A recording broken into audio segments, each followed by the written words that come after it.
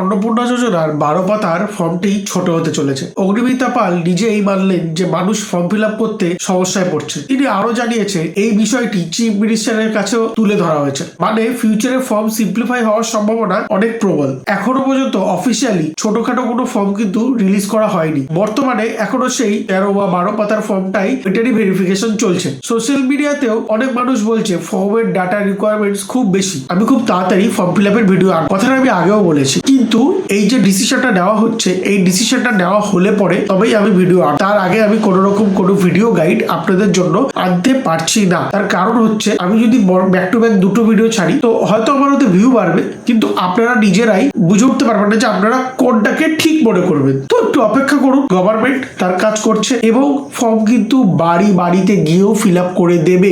এই জিনিস নিয়েও কিন্তু কথাবার্তা চলছে। অপেক্ষা করুন, যারা যারা অন্নপূর্ণা ভান্ডার পাওয়ার যোগ্য তারা অবশ্যই পাবেন। সব লেটেস্ট আপডেট পেতে চ্যানেলটা এখনই সাবস্ক্রাইব করুন। আমি বিভিন্ন ধরনের জিনিস নিয়ে এরকম ছোট ছোট ভিডিও বানাই। Thank you.